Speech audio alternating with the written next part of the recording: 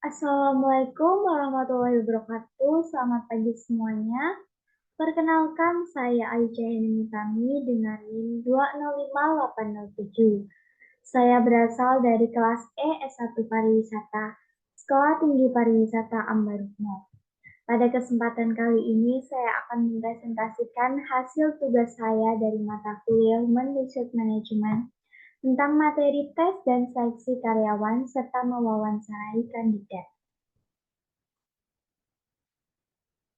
Nah, apa sih itu seleksi? Seleksi merupakan proses untuk memutuskan dalam pemilihan pegawai yang tepat dari sekumpulan calon pegawai yang dapat melalui proses perekrutan baik rekrutan secara internal maupun eksternal.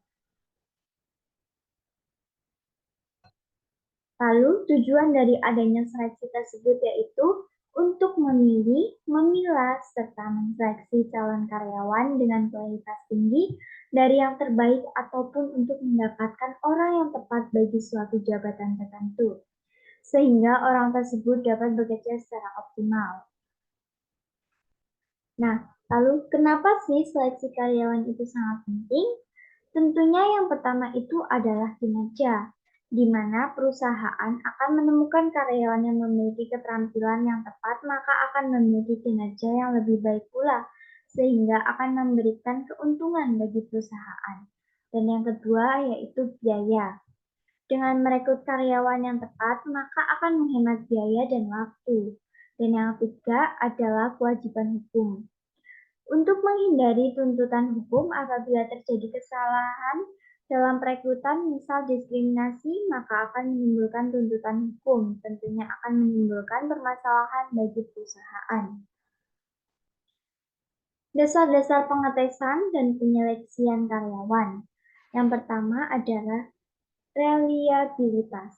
Reliabilitas merupakan tes yang menghasilkan nilai yang konsisten ketika seseorang mengikuti dua bentuk yang berbeda dari tes tersebut. Dan yang kedua adalah validitas. Validitas merupakan sebuah tes yang meliputi tes wawancara dan lainnya untuk mengukur apa yang diakui. Diukurnya dalam memenuhi fungsi yang mana tes tersebut dirancang untuk dipenuhi. Yang ketiga yaitu analisis utilitas. Analisis utilitas menunjukkan sejauh mana peningkatan mutu menggunakan tes dan tanpa tes dan memperhatikan fungsi yang dibutuhkan. Selanjutnya, jenis-jenis wawancara. Wawancara individual merupakan suatu proses wawancara yang dilakukan oleh seorang pewawancara dengan calon karyawan dalam bentuk tatap muka, sehingga dalam proses wawancara individual ini dilakukan oleh satu orang pewawancara dan satu orang calon karyawan yang akan diwawancarai. Sedangkan wawancara kelompok merupakan sebuah wawancara yang dilakukan lebih dari satu orang karyawan. Baik, selanjutnya mengenai jenis-jenis tes, berikut yang pertama yaitu psychological test. Psychological test itu memiliki tujuan untuk mengetahui kepribadian dan temperamen seseorang. Yang kedua adalah knowledge test, di mana memiliki tujuan untuk mengetahui kemampuan apa yang dimiliki oleh calon karyawan tersebut. Dan yang ketiga, performance test atau attainment test untuk mengetahui skill dari pegawai pada saat itu. Yang keempat adalah aptitude test untuk mengetahui potensi seseorang untuk ditetapkan dalam pekerjaan tertentu atau untuk dikembangkan. Nah, yang kelima, intelligence test untuk mengetahui kemampuan mental seorang secara umum.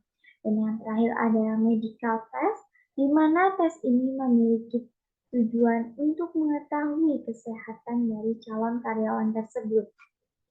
Nah, lalu setelah melakukan adanya wawancara dan juga proses seleksi, tentunya dilakukan lagi investigasi latar belakang dan pemeriksaan referensi dan dapat dilihat melalui media sosial dari calon karyawan tersebut, tes poligraf dan kejujuran, ujian fisik maupun grafologi. Nah, dalam proses pewawancaranya tersebut, tentunya terdapat persiapan wawancara, penciptaan keselesaian hubungan, tukar-menukar informasi, dan mengakhiri wawancara serta penilaian. Dalam penilaian ini menggambarkan komentar dari pewawancara di mana mengomentari mengenai penampilan pelamar, minat yang terungkap, latar belakang, harapan, pemikiran, kemampuan, pengalaman pelamar, sikap pelamar.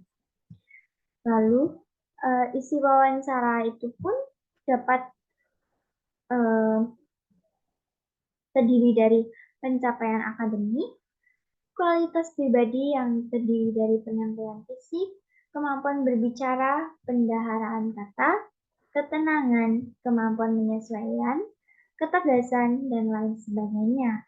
Selanjutnya yaitu pengalaman kerja, kemampuan dari pribadi itu sendiri, orientasi karir. Mungkin cukup itu saja yang dapat saya sampaikan. Kurang lebihnya saya mohon maaf. Sekian dari saya. Terima kasih. Wassalamualaikum warahmatullahi wabarakatuh.